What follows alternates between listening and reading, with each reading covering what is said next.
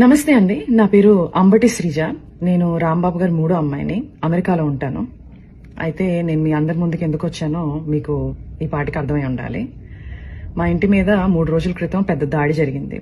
అయితే ఈ దాడి ఎలా మొదలైంది? రాంబాబు గారు గుడికెళ్ళి తిరిగి ఇంటికి వస్తుంటే కొంతమంది టీడీపీ వాళ్ళు కర్రలు పట్టుకుని రాళ్లు పట్టుకుని ఫిజికల్ అటాక్ కి వస్తూ థ్రెటన్ చేస్తూ ఆయన రెచ్చగొట్టే ప్రయత్నం జరిగింది. కొంత బూతు పదజాలం వాడుతూ ఒక మహిళ. అన్ఫార్చునేట్ గా దురదృష్టవశాత్తు రాంబాబు గారు అదే మాటని తిరిగి అనేశారు. ఆ స్పర్ ఆఫ్ ద మూమెంట్ లో ఇంటికి వచ్చారు, రియలైజ్ అయ్యారు, ప్రెస్ మీట్ పెట్టారు. ఇంత పెద్ద లీడర్ గా ఉండి నా బ్యాలెన్స్ ని నేను కోల్పోయి ఉండకూడదు, నేను ఆ మాట అనుండకూడదు అని ఆయనకున్న పశ్చాత్తాపాన్ని చాలా క్లియర్ గా వ్యక్తం చేశారు. అయినా వాళ్ళు తృప్తి చెందలేదు. లీగల్ కాన్సిక్వెన్సెస్ ఫేస్ చేస్తానని కూడా ఆయన చెప్పడం జరిగింది. కానీ వాళ్ళకి వేరే ఎజెండాస్ ఉన్నాయి.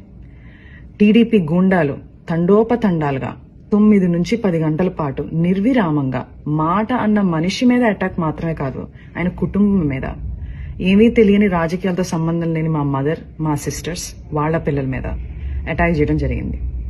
అటాక్ చేస్తూ వాళ్ళు కుల ప్రస్తావన కూడా తీసుకుని వచ్చారు. కాపు ఎల్ డాష్ ఇలాంటి మాటలు మాట్లాడుతూ అటాక్ చేయడం జరిగింది. అయితే నాకు షాకింగ్ విషయం ఏంటంటే ఇదంతా కూడా ఎగ్జిక్యూట్ చేసింది, ఇంప్లిమెంట్ చేసింది ఎవరయ్యా అంటే ఒక డాక్టర్, సెంట్రల్ మినిస్టర్. అంటే ఆయనకున్న మేధస్సు, ఆయనకున్న ఈవిల్ థాట్స్ ని, ఆ క్షణంలో ఉన్న ఈవిల్ థాట్స్ ని సరైన మార్గంలో పెట్టలేకపోయిందా? ఇది నాకున్న అంతు చిక్కని ఒక ప్రశ్న. అక్కడితో వాళ్ళు ఆగలేదు. రాంబాబు గారిని అరెస్ట్ చేశారు. ఏమని చెప్పి అరెస్ట్ చేశారు? మీకు భద్రత లేదు బయట ఉంటే అని చెప్పి అరెస్ట్ చేశారు. అరెస్ట్ చేసి చాలా కన్వీనియంట్ గా 4 గోళ్ల మధ్యలో బంధించి కాళ్ళు చేతులు పట్టుకుని ఫిజికల్ గా హెరాస్ చేయడం జరిగింది. ఆయన ఒక ఎక్స్ మినిస్టర్. సరే, మీకు ఆ గౌరవం ఇవ్వడం ఇష్టం లేదు. ఆయన ఒక సీనియర్ సిటిజన్, 65 నుంచి 70 ఏళ్ల మధ్యలో ఉంటుంది ఆయన వయసు. అయినా కూడా వాళ్ళకి గౌరవం ఇవ్వాలని లేదు. రాక్షసానందం పొందారు. అయితే నాకు అనిపిస్తుంది, ఇంతకుముందు మా ఇంట్లో వాళ్ళు అమెరికాలో ఉన్నాను, ఫారెన్ కంట్రీలో ఉన్నాను అని చెప్పి నా యోగక్షేమాలు కనుక్కోవడానికి తరచూ నాకు ఫోన్ చేసి మాట్లాడుతుండేవాళ్ళు. ఇప్పుడు ఆపోజిట్ అయిపోయింది సిచ్యుయేషన్. అయితే రోజులన్నీ ఒకటిలా ఉండవు.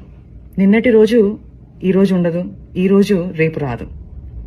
4 రోజుల క్రితం మా ఇంటికి ఎంతమంది అయితే జనాలు వచ్చారో అంతకు 10 మంది ఈ రోజు రావడం జరిగింది, ప్రేమాభిమానాలతో.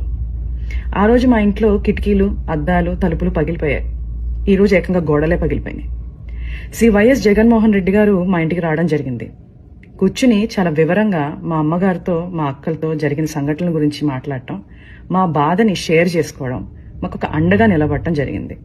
చాలా సంతోషంగా ఉంది. ఇవన్నీ చూస్తుంటే నాకు మా నాన్నగారు అనే మాటలు గుర్తొస్తున్నాయి. శ్రీ వెంకటేశ్వర స్వామి అండ మాపై ఉన్నంత వరకు మీరు మా పైన వేసే ప్రతి రాయి మా దాకా చేరేసరికి పువ్వుగా మారుతుంది. మీరు మమ్మల్ని తిట్టే ప్రతి తిట్టు ఒక ఆశీస్సుగానే మారుతుంది. ఆయనే మాకు ఒక రక్షక కవచంలా ఉంటారు. Thank you.